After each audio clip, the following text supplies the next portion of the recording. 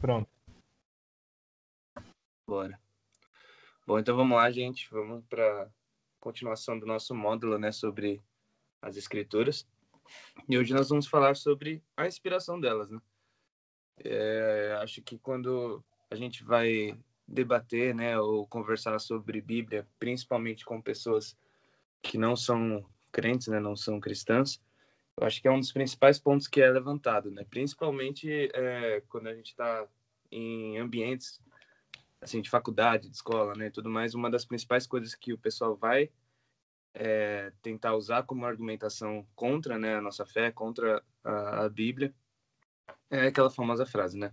Ah, mas a Bíblia foi escrita por homens, e como que vocês conseguem acreditar ou levar a sério uma coisa que... E aí, rapaziada, tudo na Opa, santa? chefe, a paz do Senhor, tudo bem? Tudo bem. Eu só vim aqui para dar um recado, só desculpa interromper aí. Imagina. O recado é que Jesus está querendo batizar jovem no Espírito Santo, viu? É só esse o Eita. recado. Tá bom? Amém. Fica na paz, Deus que abençoe, gente. Amém. Amém, rapaz. É desse jeito. Então, até perdi o fio da meada aqui. Então, e eles sempre vão debater esse sentido, né? Como que vocês estão acreditando, levando a sério um livro que é escrito por homens, né? Que acaba sendo considerado como um livro como qualquer outro, né? Que você poderia estar lendo, né? Só que essas questões são facilmente rebatidas, é o que a gente vai estudar hoje. Pode passar, Juves, por favor. Meu microfone tá ligado que eu não tô vendo aqui. Tá sim, estamos te ouvindo.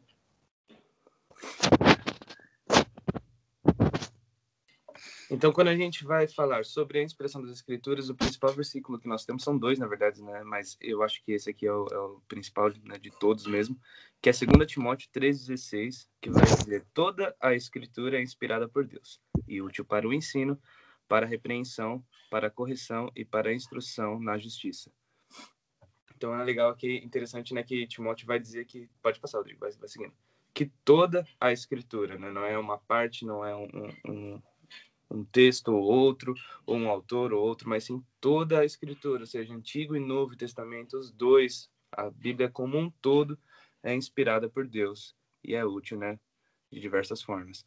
Aqui temos dois estudiosos, né, que eles vão definir o que é inspiração, né, dentro do contexto bíblico. Então, Webster vai dizer que a inspiração é a influência sobrenatural do Espírito de Deus sobre a mente humana, pela qual profetas, apóstolos e escritores sacros foram habilitados para exporem a verdade divina sem nenhuma mistura de erro. E Galsen vai dizer que a inspiração é o poder inexplicável que o Espírito Divino exerce sobre os autores das Escrituras, em guiá-los até mesmo no emprego correto das palavras e em preservá-los de todo erro, bem como de qualquer omissão. Pode passar, Juves. Então, basicamente, a gente está falando de quê? Que a inspiração é o jeito que Deus usou os homens da Bíblia, o jeito que Deus usou a mente das pessoas para que elas escrevessem a respeito da verdade, a respeito da sua palavra, a respeito daquilo que ele queria que as pessoas soubessem, aquilo que as pessoas precisassem seguir para chegar até o relacionamento com ele, para chegar até a redenção. Então, é o que a gente fala hoje, né? Até o primeiro tópico ali, os homens como ferramentas de Deus. Então, quando a gente fala, me usa para a tua obra, me usa para pregar, é basicamente a mesma coisa. Deus usando os homens para a propagação do reino dele, entendeu? Então, a gente pode criar aqui um paralelo da fala humana e da fala inspirada por Deus. Quando nós vamos falar, existe todo um processo mecânico, fisiológico e anatômico para isso acontecer. Então, a gente precisa encher os nossos pulmões com ar, depois tirar esse ar do nosso pulmão com determinada pressão, que vai vibrar a prega vocal, e aí você vai mexer a boca, você vai falar, enfim, todo um processo. Então, e a fala inspirada por Deus, né, o jeito que Deus usou os homens para escrever, criando esse paralelo, é a mesma coisa, só que nada que você tenha feito por si próprio, entendeu? É como se você falasse, mas não porque você quer falar, mas porque algo te faz falar. Então, essa inspiração que Deus colocou na mente desses homens, de todos os escritores da Bíblia, de uma forma totalmente sobrenatural. Pode passar, Juves. E aí, em 2 Pedro, a gente tem um outro versículo muito importante. 2 Pedro 1, 20 e 21. Antes de mais nada, saibam que nenhuma profecia da Escritura provém de interpretação pessoal, pois jamais a profecia teve origem na vontade humana, mas homens falaram da parte de Deus, impelidos pelo Espírito Santo. Pode passar, Jus. Ou seja, então aqui tá de uma forma muito clara. A inspiração das Escrituras é sobrenatural, pois foi uma influência do Espírito Santo sobre os autores. Tá? Então, assim, não foi nada humano, a gente vai ver isso no decorrer da aula. Não foi nada que eles premeditaram, não foi nada que saiu da mente nem do coração deles, mas algo que saiu da mente e do coração de Deus.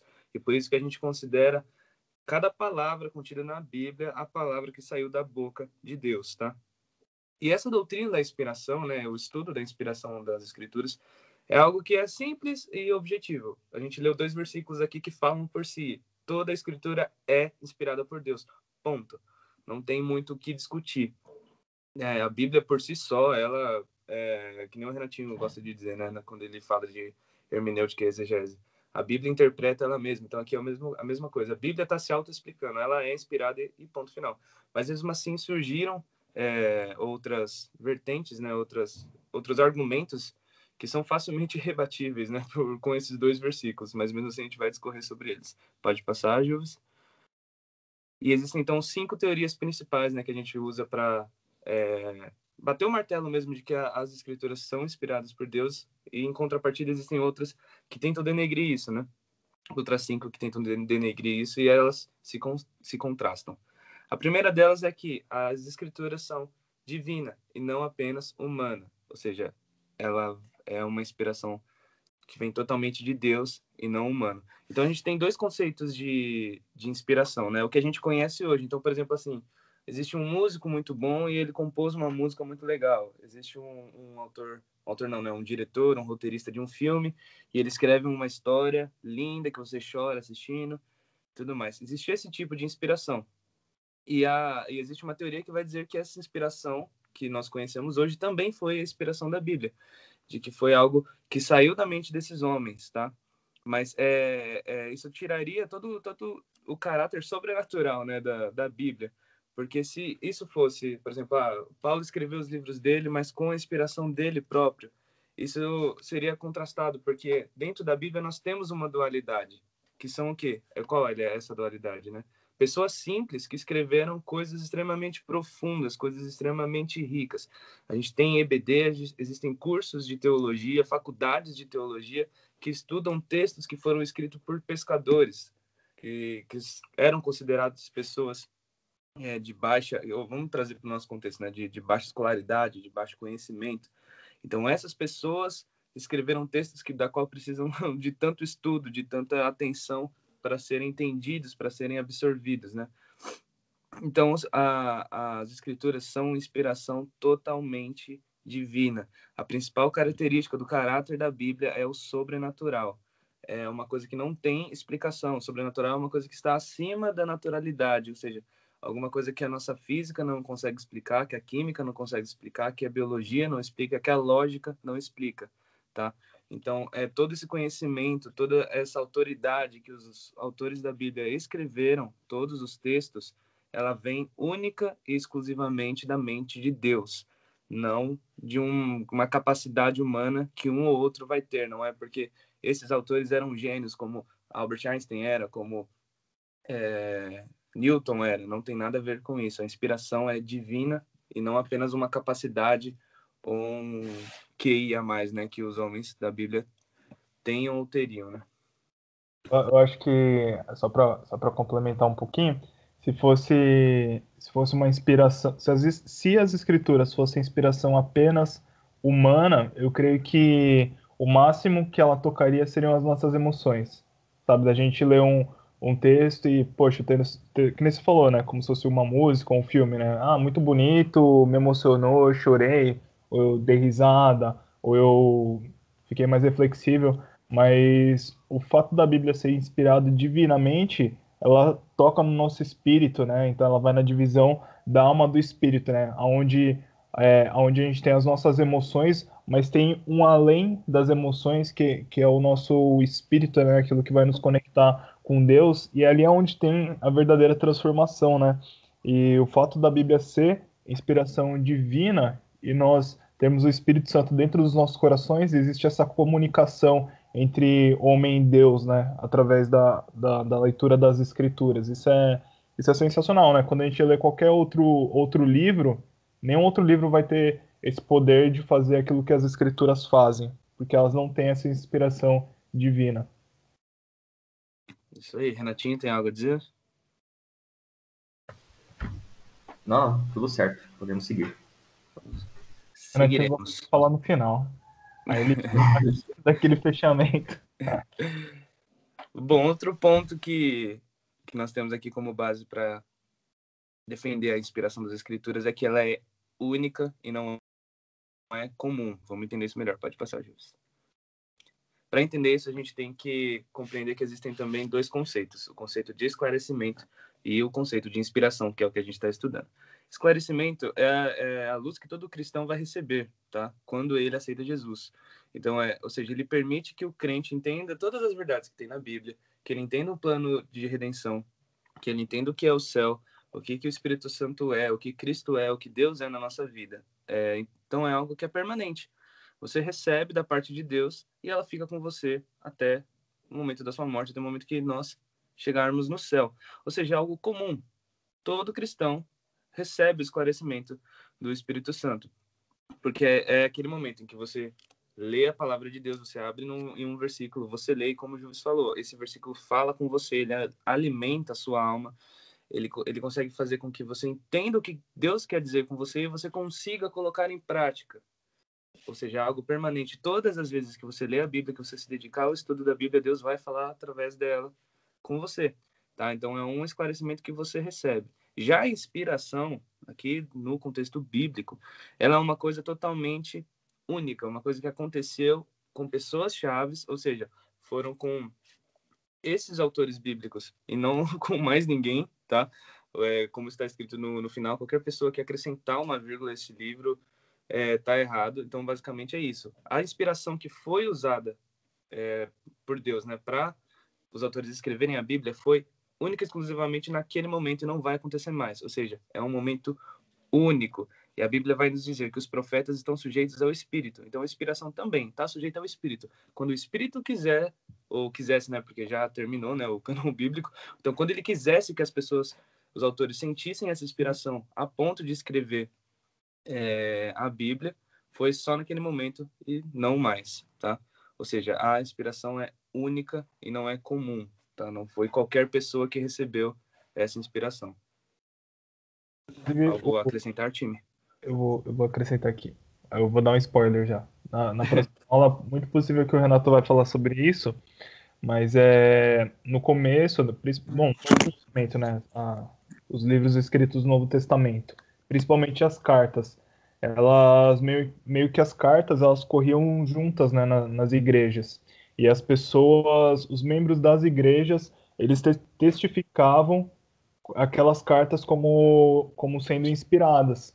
Então, nesse cânon, quando as cartas passavam e elas iam juntas, tipo, passava Romanos, a primeira, segunda Coríntios, passava junto, as pessoas, tipo, liam e elas aceitavam. Às vezes iam umas cartas no meio ali que não eram inspiradas e meio que a igreja em si, ela rejeitava. Então tinha esse filtro na igreja primitiva, né? Isso mostra pra gente como que essas epístolas que a gente tem na Bíblia, elas são verdadeiramente inspiradas, né? Elas são realmente únicas, porque até a igreja testificava como sendo inspirada e aquilo que era meio estranho, eles meio que deixavam de lado e a carta não circulava muito. Sim, é legal. Não sei se o Renatinho ainda vai falar disso nas próximas aulas, que também Deus, ele atuou na preservação também, né? Do que era necessário, do que era inspirado, né? Ele manteve preservado isso, e não todo o restante, né? Dos livros que supostamente são partes, por exemplo, da Bíblia Católica, que existem livros a mais, né? Podemos seguir? Pode falar. E uma coisa que o Rodrigo falou das cartas lá que rodavam na igreja primitiva, uma coisa interessante é que quando Paulo escreve para Timóteo lá falando que toda escritura é divinamente inspirada, ali ele está falando, claro, da Torá, ele está falando da totalidade dos livros que os judeus usavam, né, que a lei usava. Aí você pode perguntar, nossa, mas então que parte da Bíblia vai falar que o Novo Testamento é também inspirado, né? Claro que hoje a gente crê que esse versículo também se aplicaria ao Novo Testamento. Mas o próprio Pedro, na segunda carta de Pedro, no capítulo 3, versículo 16, ele vai falar assim, olha, tá falando de Paulo, e ele diz assim, ele, ou seja, Paulo, trata dessas questões em todas as suas cartas. Alguns de seus comentários são difíceis de entender, e os ignorantes e instáveis distorceram suas cartas como fazem com outras partes das Escrituras. Como resultado, eles próprios serão destruídos. Aqui Pedro já coloca os escritos de Paulo na mesma caixinha das Escrituras. Então, Pedro já fala que, cara, todas as cartas que Paulo já escreveu até aqui são cartas que se comparam com a inspiração das Escrituras. Então, Pedro, já na igreja primitiva, a igreja da época já considerava os escritos de Paulo como algo que era Deus inspirando. Então, isso que o Rodrigo falou um pouquinho, né? Que a igreja já sabia diferenciar e separar o que era uma inspiração de Deus naquelas cartas do Novo Testamento e o que não era, né? Mas aí, isso aí a gente vai falar mais na última aula. Não percam os próximos episódios. Bom, e mais uma teoria que a palavra de Deus ela é viva e não é mecânica. Então, vamos entender aqui. Existiram momentos, né, durante toda a escrita da Bíblia em que Deus citou, né, ditou o que deveria ser escrito. Então, a gente trouxe 2 exemplos aqui, que são os 10 mandamentos e a oração dominical, né, que Jesus recitou e o pessoal que escreveu os evangelhos, eles escreveram conforme Jesus havia dito, né, totalmente ali, certinho. Então, existiram momentos, sim, em que foi ditado, mas no contexto geral, a inspiração que vinha para que eles escrevessem não era essa coisa mecânica, em sim uma coisa muito mais, como a gente pode dizer, muito mais viva, realmente, né? Ou seja, a inspiração vinha, eles percebiam o que eles tinham que falar, o que eles tinham que escrever, e então eles escreviam. E o conceito de inspiração exclui o conceito de ditado, né? Porque ditado seria mais ou menos assim, escrever tal, tal, tal, tal, tal. E sim, eles sentiam o que eles tinham que escrever. E Deus usou as capacidades e as personalidades humanas, ou seja, se a gente for ver o jeito que Paulo escreve, é um jeito particular de escrever. E a gente, às vezes, mesmo que não... a gente pegasse um texto e, teoricamente, não soubéssemos, né, da onde ele veio, né, de qual livro do Novo Testamento ele vem. Às vezes, dependendo só do jeito de escrever, né, a gente consegue perceber, não, esse aqui provavelmente foi Paulo que escreveu, porque tem um jeito particular de escrever. João tinha um jeito particular, tinha uma capacidade diferente de Paulo. Então, Deus trabalhou em cima disso também.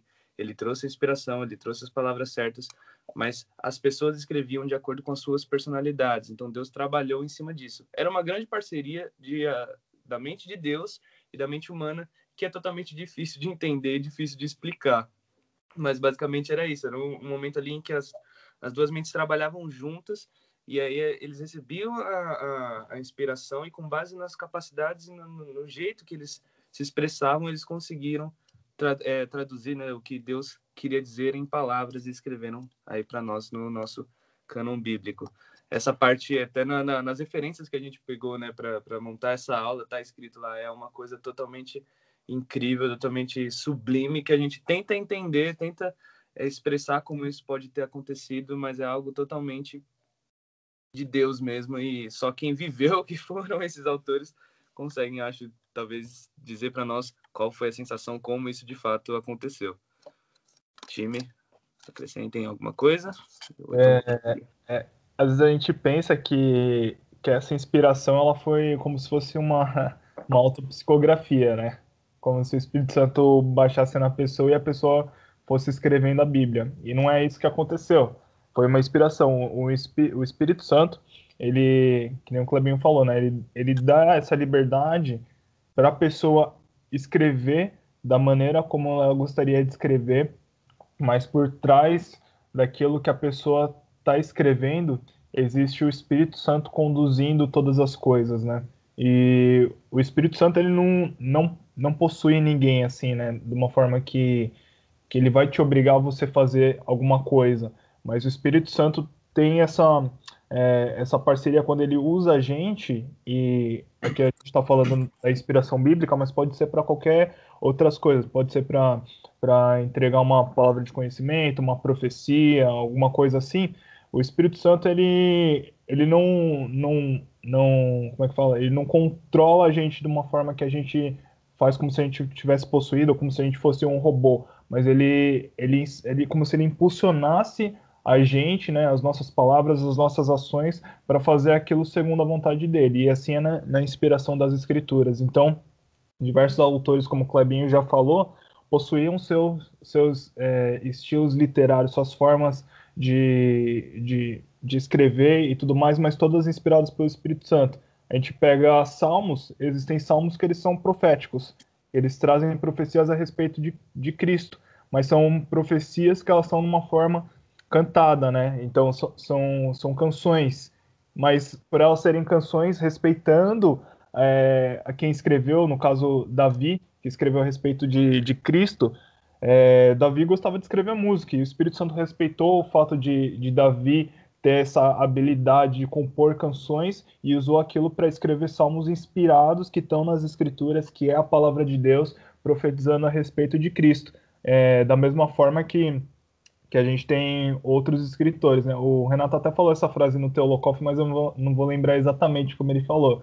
Mas é o mesmo Espírito Santo que inspirou todos os outros autores das Escrituras, né? Inspirou os Salmos, também inspirou Lucas na sua acurada pesquisa, né? Então, Lucas ele estava fazendo uma tese ali de mestrado a respeito da obra de Cristo e também de Atos dos Apóstolos, e ele foi muito preciso nas suas palavras, mas por ter essa precisão, não exclui o fato de que aquelas palavras eram inspiradas pelo Espírito Santo. Então é assim que o Espírito Santo ele trabalha, ele não possui a pessoa para escrever exatamente aquilo, né, como se fosse algo controlado, mas ele como se fosse o impulsionador para que a gente faça as coisas segundo a sua vontade. Isso aí que o Rodrigo falou é muito importante, desse negócio de que eu sempre achei particularmente que a Bíblia foi feita tipo uma psicografia, né? Foi tipo os autores fecharam o olho e ia escrevendo no papel e Deus ia, sei lá, mexendo na mão deles, né? Para escrever no papel.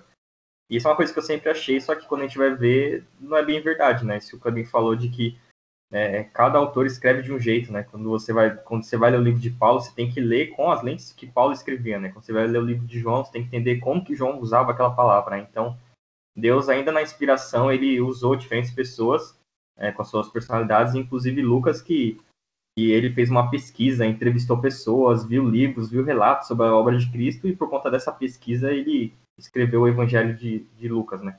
Então, uma pesquisa ainda assim foi inspirada pelo Espírito Santo. Mas é isso. Alguém tem alguma dúvida, gente? Só para saber, se alguém quiser falar alguma coisa, pode cortar nós, é que nós falamos muito. Aliás, alguém não sabe o que é cânon? Que a gente vira e mexe e fala cânon. Alguém não sabe o que é? Pô. Quem souber o que é vai ter que... Não entendi, tá bom. Se eu sabia, eu não sei mais. Rodrigo explica que o Rodrigo é bom explicar em cânon. Nada.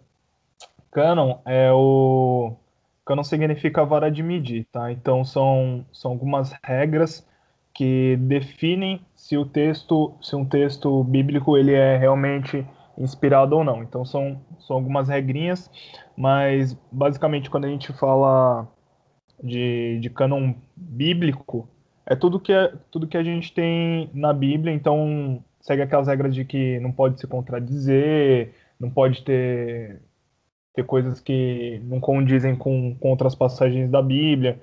Então, o primeiro cânon que a gente tem é a Torá, né? Então, quando a gente vai estudar o Renato vai falar na semana que vem sobre isso, tá? Então não quero adiantar muita coisa sobre essa preservação. Então a gente tem a Torá, que é o Pentateuco, né? Então é Gênesis, Êxodo, Levítico, Número e Deuteronômio.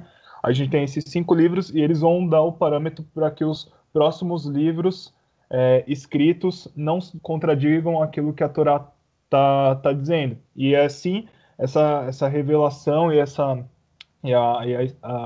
própria evolução das escrituras bíblicas ela vai sendo preservada. E é quando a gente tem o Novo Testamento, que nem eu falei, as cartas elas rodavam, os livros eles rodavam, e a igreja primitiva ela testificava a inspiração divina, então ia passando esse cano. Claro que teve outros livros aí que foram escritos que não tem contradições com a Bíblia. Então a gente tem, no Antigo Testamento, tem livros, por exemplo, falando sobre os Macabeus, tem acréscimos no livro de Daniel, que tem coisas que não tem nada a ver com o resto da Bíblia, com a Torá. Por exemplo, falando sobre oração pelos mortos, ou sobre você dar uma oferta que vai perdoar os seus pecados. Então, essas coisas elas se contradizem com a Bíblia e, portanto, elas não entram na Bíblia porque existe uma regra, né, da Bíblia que a Bíblia não pode se contradizer.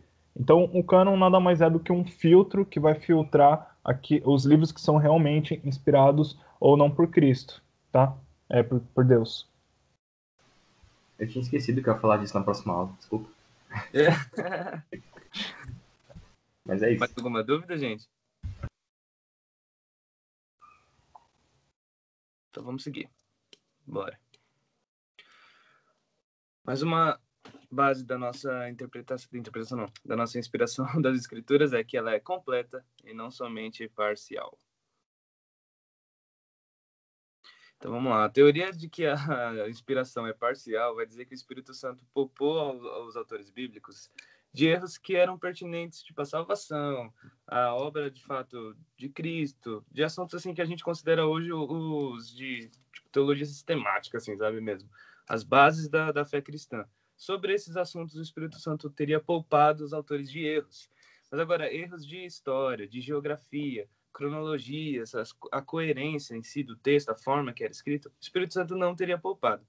E essa acho que é uma das teorias mais absurdas que nós temos, né? Porque isso ia trazer uma baita incerteza, uma baita discussão do que seria fato ou não a respeito do que é citado na Bíblia. Então, mesmo a ordem das coisas, aonde foi, aonde não foi, a forma que foi, enfim, traria muitos levantamentos questionáveis a respeito da Bíblia. Ou seja, ela é totalmente incoerente, não tem coerência nenhuma essa teoria.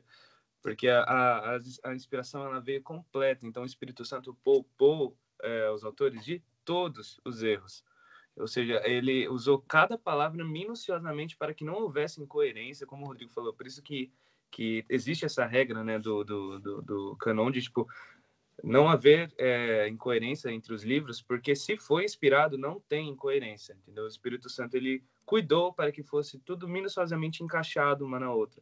Tanto os fatos de matérias de história, de cronologia e tudo mais, quanto os de fé básica, né? Então, como a salvação, por exemplo. Então, mais um fato, né, que faz com que a inspiração seja sobrenatural. Para nós, seres humanos, nós sabemos o quanto é difícil não errar, seja o que for que nós estamos fazendo. E principalmente com as limitações da época ainda, né? O quão difícil era não errar. Então, isso mostra o quão sobrenatural é essa inspiração. Eles foram poupados de todo e qualquer erro. A inspiração veio completa na mente deles. Juves? Renato? Tudo certo. Eu não tenho nem muito o que falar. É isso. É só a gente pensar, né? Se a gente começar a abrir muito precedente, né, para isso, a gente já tá falando nas primeiras aulas, né? A gente começa a cair num erro, né? Porque a gente vai começar a julgar qual parte das escrituras é realmente inspirada e qual não é. E aí a gente tem um problema muito grande, porque aí se você vai partindo desse pressuposto, você vai retirar toda a autoricidade da Bíblia como palavra de Deus. Porque você vai começar a querer filtrar aquilo que, isso daqui é da doutrina da salvação, então não tem erros, mas tem uma outra parte ali que fala um negócio lá que pode ter erro, então aquela parte não é inspirada, mas essa parte aqui é inspirada, e aí você começa a fragmentar a Bíblia fragmentar a inspiração bíblica e, consequentemente, você fragmenta também a autoricidade da palavra de Deus. E isso é muito complicado, porque quando você faz isso, aí você mexe, você quebra esse poder que a palavra de Deus tem como sendo 100% completa, né, 100% inspirada e 100% autoritativa sobre as nossas vidas. Amém. Pode seguir, Renatinho? Pode seguir. Não, é que tem um assunto meio complicado disso que o Rodrigo falou, mas é muito difícil de falar, porque tem uma área da teologia chamada crítica textual, né? E o que a crítica textual ela estuda? A crítica textual ela vai estudar os manuscritos antigos para entender quais são os mais confiáveis, os menos confiáveis, porque a gente não tem a Bíblia como ela foi feita na época, né? A gente tem os manuscritos que são as cópias das cópias das cópias dos originais, né? Então, tem uma área da teologia atualmente que estuda se algumas passagens são menos confiáveis ou mais confiáveis, mas são algumas passagens bem específicas, bem pontuais, são alguns trechos, alguns versículos. Então, a gente não pode ficar lendo a Bíblia falando, será que isso aqui é inspirado ou não? Será que isso é ou não é? Então, claro que é. Tem umas passagens que aí é uma ou outra que a crítica textual vai estudar para saber se é ou não totalmente inspirada, mas aí são exceções, nunca uma regra. Então, essas passagens deixa para os teólogos resolver. E eu lembrei agora de uma dinâmica que o Joel fez há bastante tempo atrás no MBD, não sei quem vai lembrar aqui, que ele colocou um vídeo para a gente assistir, deu uma folha de papel, montou uns grupos, e aí ele passou o vídeo e depois ele falou, tá, agora contem aí no papel, né, escrevam no papel o que vocês lembram da história, né? Tipo, eu tinha, sei lá, 3 grupos. E aí surgiram 3 histórias que contavam, 3 relatos, né, que contavam a mesma história, só que de formas diferentes, né? E aí ele usou isso justamente para a gente entender como foi como é a questão dos evangelhos sinóticos, né? Que são os 3 contando a mesma história, mas em alguns pontos eles se diferem. E ele falou, ele até perguntou para os grupos, né? Algum de vocês mentiu? Algum de vocês errou em alguma coisa? Não, mas são óticas diferentes, né? Então a gente vê também como que foi feito isso também, né? Não existe uma incoerência, não existe um erro, mas sim óticas diferentes de acordo com o acontecimento em si, né? Mas todos sempre inspirados pelo Espírito Santo. Seguindo, então, nós temos a base que é a inspiração das Escrituras é verbal e não apenas conceitual. Vamos lá. Segundo a teoria conceitual, Deus inspirou os pensamentos dos autores, mas não as palavras em si. Ou seja, Deus plantou o pensamento, né? Plantou o conceito na mente do autor e a forma que ele iria escrever ficou por conta do autor. Mas a gente discorda completamente disso, porque a ênfase da Bíblia não está em quem escreveu. Está porque Paulo recebeu o pensamento e aí ele quis escrever dessa forma. Não, a ênfase está nas palavras que foram escritas, que saíram da boca de Deus. Então, não tem como a gente separar o pensamento das palavras. Você consegue falar sem pensar antes? Isso não existe. Então, os pensamentos foram inspirados e as palavras também foram inspiradas, porque os pensamentos inspirados por Deus só poderiam reproduzir palavras que são inspiradas também, tá? Então, é um grande conjunto. Eles receberam a inspiração e escreveram a inspiração que eles receberam também, tá? Então, Deus cuidou até de quais palavras seriam usadas para a escritura da Bíblia, né? Até porque existem passagens, principalmente em Romanos, assim, né, que são extremamente profundas, extremamente bonitas, e a gente pensa, isso só poderia ter saído da boca de Deus mesmo, de tão poderoso que é. Às vezes você, independente de onde você esteja, você está no ônibus, em casa, enfim, aonde você lê, você consegue sentir a autoridade, sentir a majestade de Deus naquilo que você está lendo. Isso só poderia vir de um pensamento inspirado e palavras que também foram inspiradas. Pode passar para o próximo, Júlio, que é a continuação. Só falar rapidinho, desculpa. Opa, pode. Mas um exemplo disso que você está falando é aquela passagem que em Coríntios, né, que Paulo fala assim, digo isso eu mesmo, mas não do Senhor. Tipo assim, era o pensamento, ele estava sendo inspirado por Deus para escrever aquilo, mas ele foi humilde para falar que ele estava escrevendo assim, como se fossem as palavras dele, mas só que depois, se a gente pega o contexto um pouco para depois, ele fala que ele, mesmo aquilo que ele estava dizendo, que eram aquilo que ele pensava, ele estava sendo ratificado pelo Espírito Santo. Então, por mais que eram as palavras dele, não do Senhor, que ele considerava como se fosse isso que estava acontecendo, mesmo assim, aquela palavra que era dele estava sendo ratificada pelo Espírito Santo como a palavra de Deus.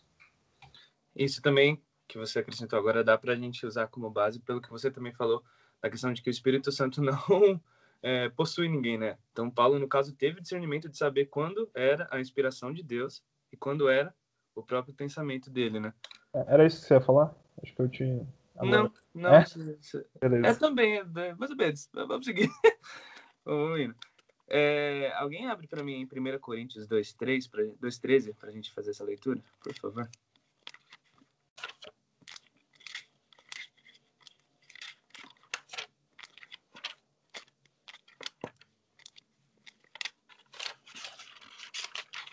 Quem achou pode ler, gente.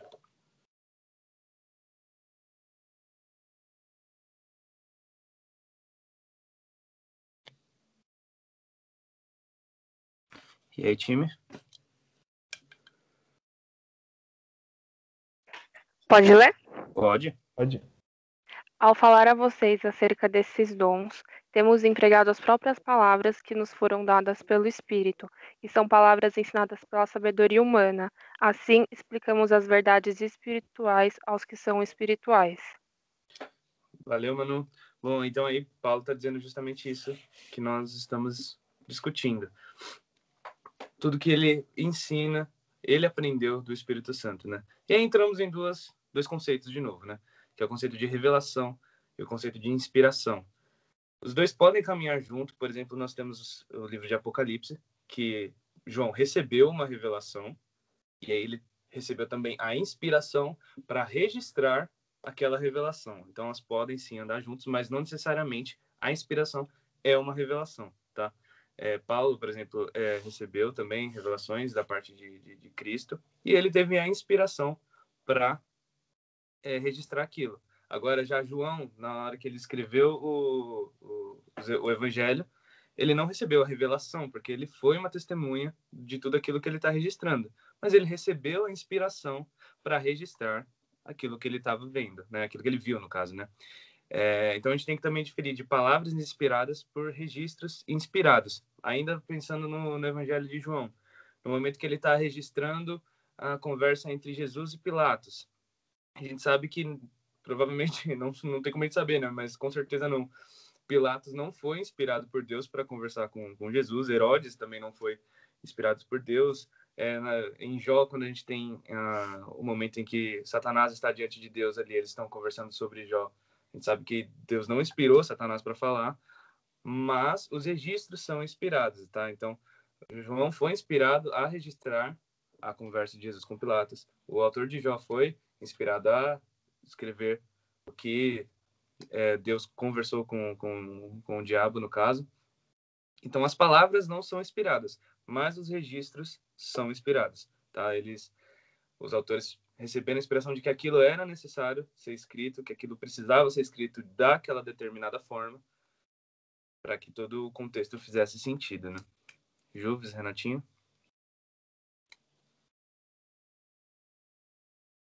Tô de boa. Renatinho? Aproveitando que a gente está falando de Paulo, tem uma coisa que eu sempre falo, inclusive eu falei lá nas aulas de cosmovisão cristã, que parece uma heresia, mas não é, tá? A gente tem que entender que o que Cristo falou tem o mesmo peso do que Paulo falou. E o que isso significa? O que Paulo escreveu, que está registrado lá em Coríntios, em Romanos, todas essas coisas, tem o mesmo peso divino e inspirativo do que lá no Evangelho mostra Jesus falando. E por que isso? Atualmente, a gente vive numa onda de que a igreja cristã brasileira ela só quer pensar naquilo que Cristo falou e esquece do que Paulo, do que Pedro, do que João falou. Então, a gente ouve muita gente, sei lá, sobre diversos assuntos. Mas Jesus nunca falou de homossexualidade. Quem falou isso foi Paulo. E Paulo era humano, Paulo podia errar na hora que ele escreveu ali a carta aos Romanos.